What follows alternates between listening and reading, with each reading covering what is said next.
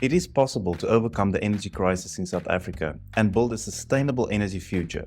Solutions do exist, and some are leading the way. South Africa is in the midst of a landmark power crisis, which has resulted in devastating short term and long term effects on South Africa's economy and its people.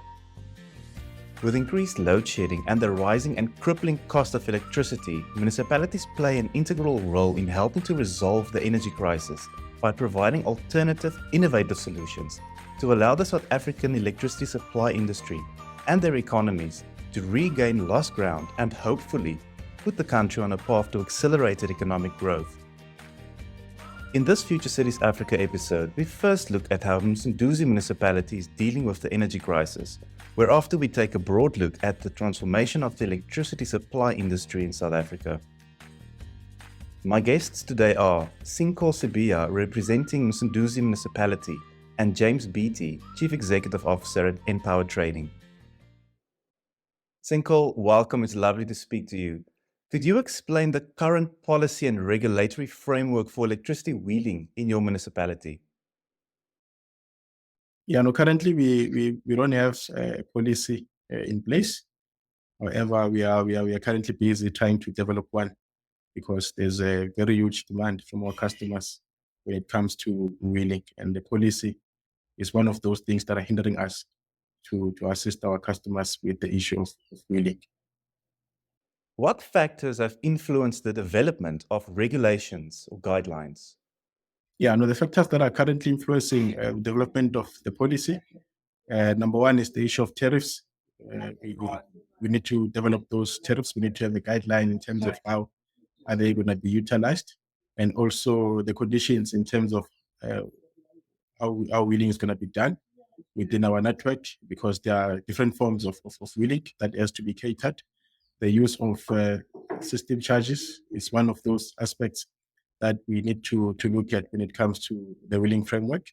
And also, there are different types in terms of there are customers that want to do it within our network, and there are those that want to do it externally. So the issue of passing of credits is also one of the factors that is influencing the wheeling framework or policy, because there have to be guidelines in terms of how is it going to be done to protect the interest of both parties, being the municipality and the municipal customers.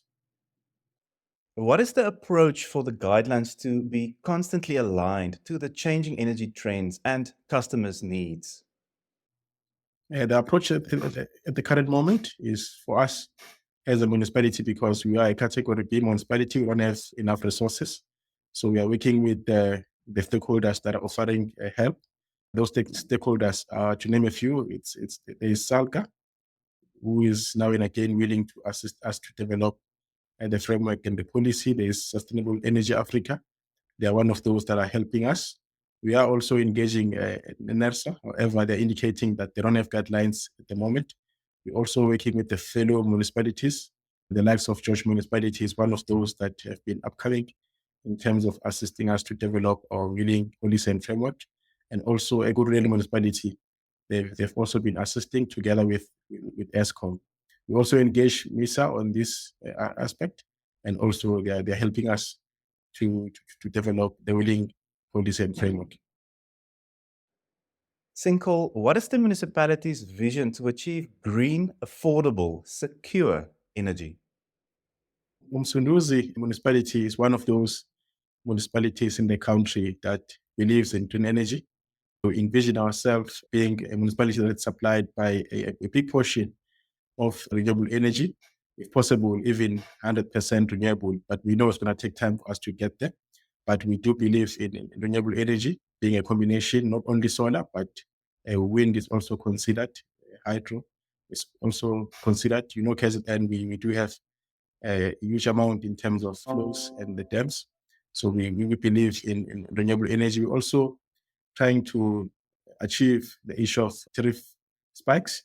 So we understand that especially solar can assist us in terms of maintaining a fixed increase over a certain term with regards to our tariffs, which is one of those things that we struggle with, because we've got a combination of different customers, and most of them are residential and small businesses. So they struggle a lot if the tariffs changes with the huge spike. They find it difficult to adjust to the new tariff. So renewable energy is going to assist us as well in terms of ensuring the increases over a period of time, which will assist us as a municipality to plan and also assist our customers. We also have on our current ITP a value of 100 megawatts that we want to achieve in the next 5 years.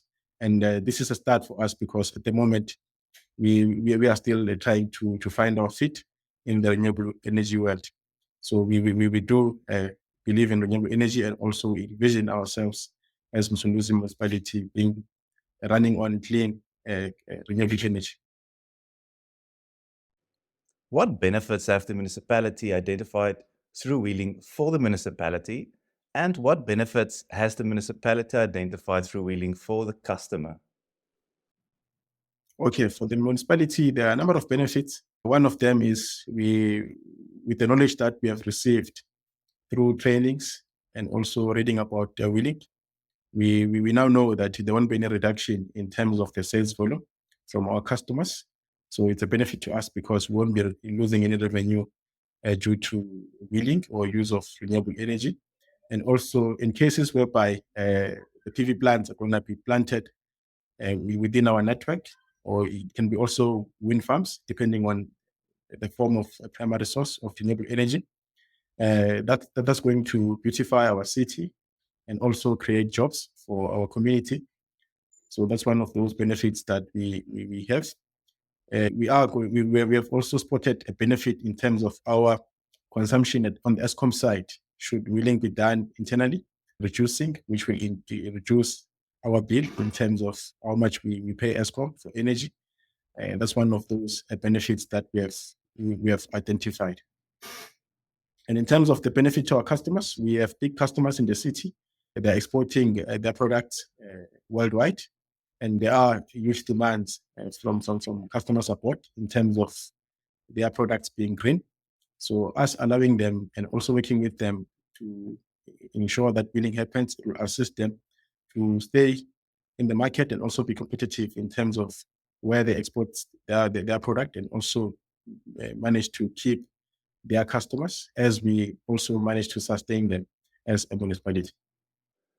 Sinkel, is there demand from customers to wheel energy, and how has this demand been communicated to the municipality? Yes, no, customers are sending communication to us to indicate to us the challenges that they're facing with regards to them selling their products to their customers, which are local and also customers abroad. So they write to us to indicate their interest for wheeling and also the reasons why they have to have a mixture of coal and renewable energy on their products to comply with the demands from abroad in terms of their products. How is the municipality communicating to customers the intention to commence wheeling energy? We are planning a workshop, which is going to happen very soon. So we're going to be inviting all customers, commercial and industrial customers, to update them in terms of what we have done so far as a municipality when it comes to wheeling and also where we stand. There were a number of reports that were wrote to council, and we are at this position now open to wheeling, even though there are restrictions on the current ways that we can, at the moment, explore wheeling as a municipality. So we are planning a workshop where we're going to meet with our customers and also stakeholders to share with them what we have done and also discuss with them the challenges that we are facing, and also calling for collaboration in terms of us conquering those challenges and achieving the goals. In comparison to larger municipalities that may have embraced electricity wheeling more aggressively, what specific challenges or concerns has your municipality faced in adopting a more progressive stance on this energy distribution approach? Yeah, no, the biggest challenge that we face as Msunduzi Municipality is the issue of deposits, basically ESCOM demands for us to be able to wheel through ESCOM network before the energy can come into our network. So the issue of deposits, it's a huge challenge because our revenue is very big at the deposit, at the 1 to 3 months deposit, which is a very big amount for us. And we are not more into profit, so we don't reserve a lot of money to accommodate for such situations in cases where ESCOM demands or requires a deposit from our side. So the issue of deposit has been a very big challenge. And also the issue of NERSA not having a guideline for wheeling, it has been a very big challenge because we rely more on them, especially when it comes to tariff. So if they don't provide a guideline to us to guide us on how we should develop the use of system, tariffs, etc., it becomes a very big challenge. And also the issue of the regulations, legislation, and also MFMA and National Treasury when it comes to contracts that a municipality can have with service providers or third parties. That one as well has become a challenge because we are not very clear in terms of being comfortable to sign long-term contracts, like for instance, contracts for 25 years. It's a very big challenge. So those are the challenges basically that we are currently facing as Msunduzi Municipality. And what are being done to solve these challenges that you've mentioned? Yes, we're currently engaging with the stakeholders, more especially those that are above local government, the likes of SALGA and National Treasury, MISA, and Sustainable Energy Africa. It's one of those that are assisting us. So basically, so far, we have formed a task team through the suggestion from our current municipal manager. So we're working hand in hand with National Treasury, SALGA, MISA, to try and resolve these issues, including that one of deposit from ESCOM. So the bigger organizations in the local government are assisting us to have discussions, to prepare to have discussions with ESCOM to try and conquer the issue of deposit, because our customers are really trying. They really need to wheel, and that has been one of those bottlenecks for us to be unable to allow wheeling, especially in a case whereby it includes or involves ESCOM networks. Where it's done locally, we don't have any problems, but where energy has to come from outside the province, we currently having that bottleneck. But the stakeholders are helping us to prepare. Very soon we'll be engaging with ESCOM. We've engaged with them previously, but it wasn't successful. So currently we are trying to join hands to prepare, and then we'll engage them as a collective. Hopefully we will come right this time. Are there any collaborative efforts or partnerships with neighboring municipalities and or the private sector partners in place to facilitate electricity wheeling? And how do you envision collaboration with these entities to optimize the benefits of electricity wheeling while ensuring grid reliability and equitable distribution of resources? Yes, we are currently collaborating. As Msunduzi Municipality, we are open to any source of information or any help or assistance in a way. So we're currently collaborating in three ways. We are collaborating with our local district municipality, which is Msunduzi District Municipality.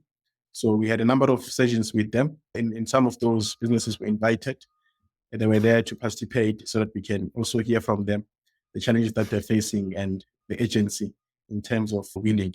We are also engaging third parties. Some of our big customers, they've hired third parties to assist them and us in terms of working together on wheeling to prepare all the things that are required and those that the municipality doesn't have currently. So we're also collaborating with our customers, and also we collaborating with our fellow government departments, the likes of MISA and National Treasury. NERSA is one of those that we're collaborating with, as well as SALGA.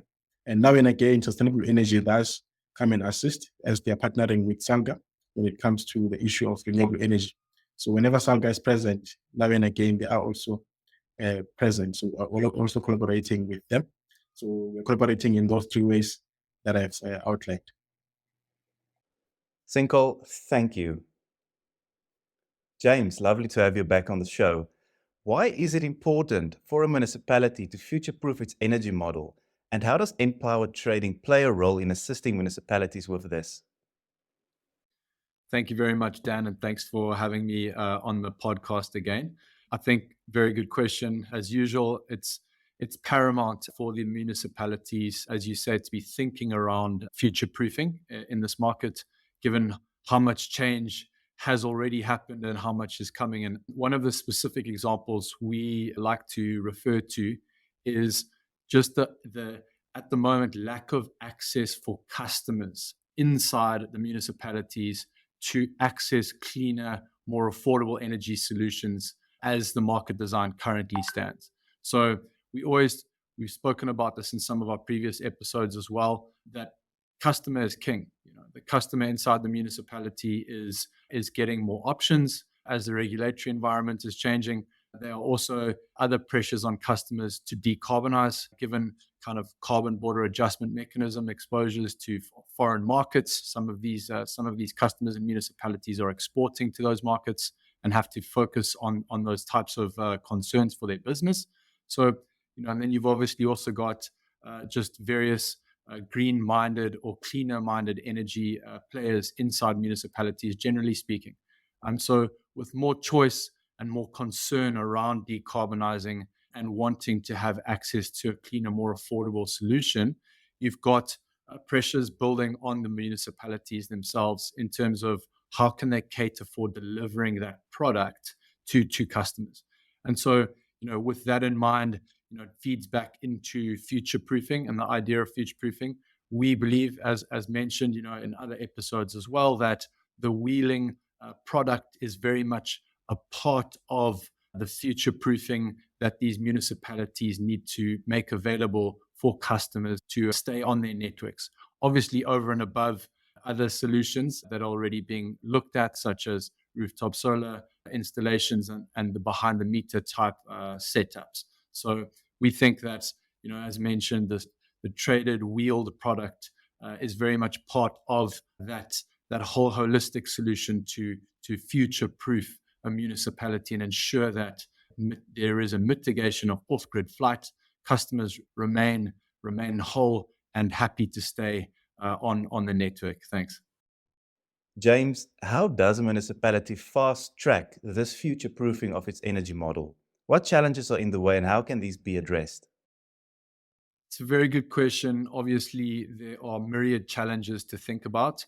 I think, first and foremost would be essentially understanding. So I think we've already ticked a lot of that, especially in the larger A-grade municipalities, understanding what and how wheeling benefits these local markets. So I think that's already ticked, in my view, right? In terms of the second big issue we see to fast tracking, really capacitation is very important as well, right? So you need capacitation in terms of technologically, so actually having systems in place in municipalities that can manage and automate the physical, implementation and operations of wheeling to allow for those municipalities to be technologically capacitated. We've been working a lot with the private sector, with various companies that provide wheeling technological solutions, as well as with organizations such as Salga, as well as others, the IFC and various multilaterals that are assisting with the delivery of these technology solutions into municipalities. But I do think that's of course a requisite delivery that needs to happen for us to actually have wheeling in these markets. You also do need, of course, it's been mentioned and by Sinsol as well in your previous meeting, is you do need the regulator and let's call it Eskom and the various government stakeholders to create the wheeling policies for these municipalities. So you need the framework to be in place, right? You need there to be wheeling policy, wheeling tariffs, and this to have obviously caught up for us to be able to deliver wheeling. A lot of work has been done, Dan, by the authorities. Of course, as you're aware, even the ERA has now been, in principle, passed through the first stages of Parliament. We do have the elections now coming up in May, so we don't expect anything major to happen before then, but May's only 2 months away now. So I think, there has been a lot of progress. I think in terms of regulatory progress, in terms of wheeling policies rolling out, especially in the A-grade municipalities, I think that's all moving. It's slower than everyone would want, but we are progressing. The next big hurdle, I think, will be technological capacitation of these municipalities so that we can rapidly roll out and scale up wheeling for once the regulatory framework has caught up. So I think that touches on some of those points. I would say again, to reiterate, we are seeing progress, Dan. It's important to mention that it's not like you're banging on a rock. I think we have seen a lot of progress in various municipalities. Everyone wants things to move faster, of course, but after hopefully the elections, the pace could even quicken again. Thank you. What municipal criteria does Enpower Trading look for when determining the wheeling readiness of a specific region? Look, one of the first things we have to look at, and there's a whole matrix, is of course, the political stability and standing of the various municipalities. If you, as you can imagine, there is around, I believe it's 278 municipalities in South Africa. That's a lot of municipalities. Obviously, as a private sector business and a for-profit business, we need to be careful around which municipalities we're going to go and engage with and that have the best chance of kind of reaching operationalization.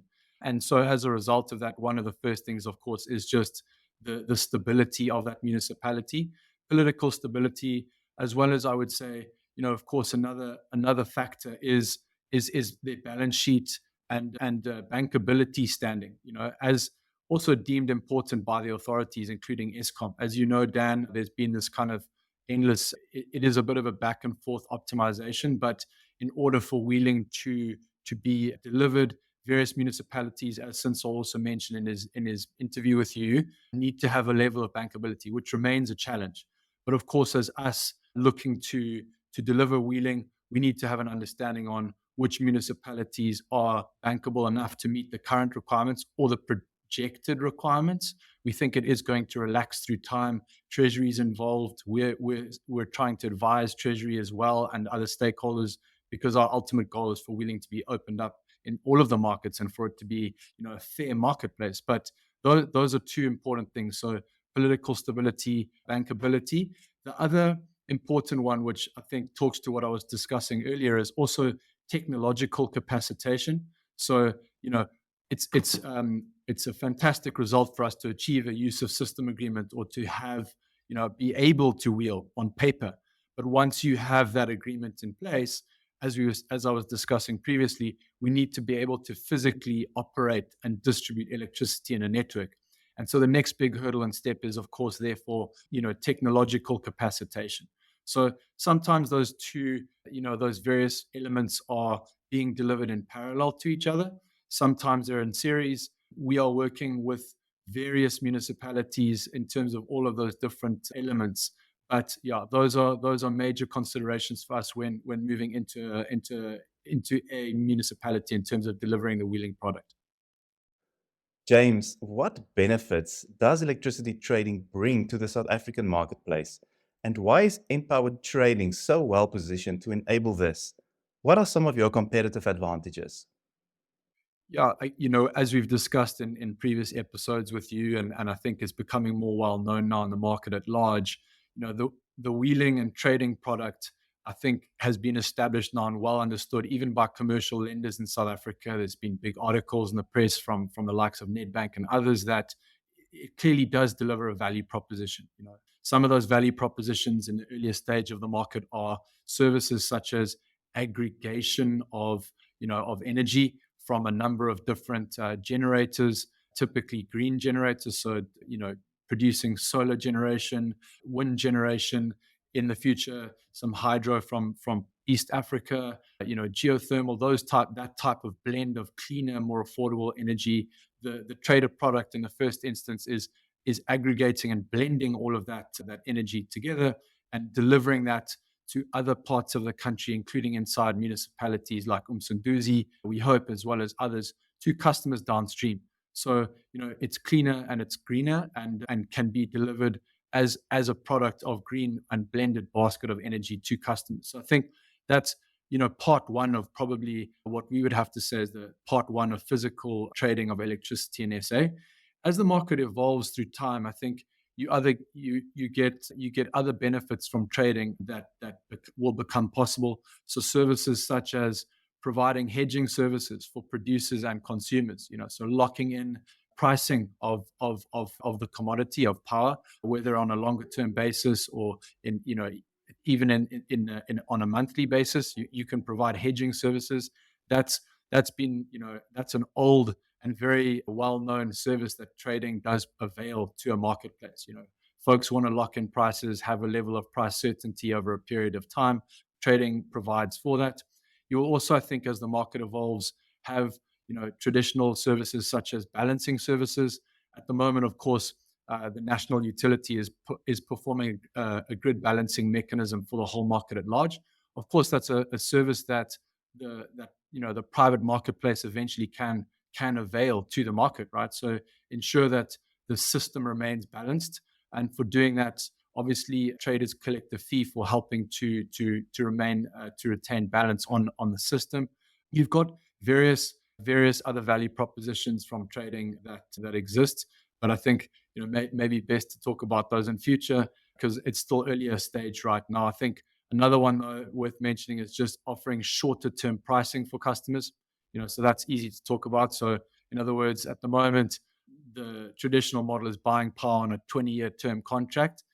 Customers are very interested to look at buying power on shorter term contracts, and the trading solution can provide that type of more tailored solution, with a shorter offtake contract whilst managing those risks internally, in terms of us as a trader off-taking on a possibly longer term duration and selling that power on shorter term tenors to customers where we can make that possible. So I think those are some more immediate benefits.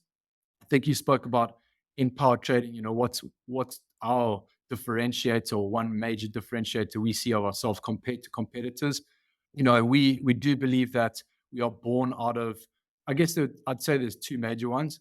One is we are born out of or have natural shareholders in here in another company that is a large IPP in this country. So we have natural access to clean, affordable generation coming into our business. We have signed, as you're aware, already a 150 megawatt solar generation PPA with that company. And so that provides a natural source of what we call in trading length into our portfolio to be able to sell that clean power into the system. The other, I think, major value proposition is, or differentiator rather, is most of our kind of board and our shareholders, as well as even some of the team that we're building, are real experienced multi-decade even commodities traders. So I think that is something that does differentiate us. When we look at a lot of our competitors, we see that we think our trading expertise is very, very strong when compared to our competitors. And trading is actually a learned very important. It's a skill. It's like learning how to I guess be a doctor or something like that. It is something that is learned and understood. And so I think that is one differentiator for us, is that we really do have decades worth of experience in this business in terms of managing risk, in terms of delivering a complete traded solution for customers. So I think those are important differentiators that we see with regards to Enpower compared to our competitors. In closing, how does wheeling and trading enable municipalities to leverage their grid to increase municipal revenue? It talks a lot to, in my opinion, this concept of surplus revenue neutrality. We talk about off-grid flight in municipalities. We've mentioned that earlier. If without change and without opening up the networks and giving customers options, customers are incentivized to possibly seek alternative arrangements and leave the local municipal network, as we've discussed previously. What that does is it creates off-grid flight, and off-grid flight negatively impacts in the short, medium, and even long term, revenues for the municipalities themselves. So what we believe strongly is that by allowing trading and wheeling to become a service in these networks, you are creating a solution that allows for customers to access the cleaner, more affordable electricity on the network and stay on the network. It's as simple as that. And if they stay on the network, you're able to, what comes with that is all of the benefits, right? So job preservation for many people in municipalities on those jobs, collections for the municipalities in terms of revenue from power-related services, which, by the way, in many municipalities, as we've said previously, is more than 25% of their receivables. So we're talking about a service that really does move the needle and is important to preserve on these networks. So, with allowing wheeling, your job preservation, you are increase not only the current state of electricity supply on the network.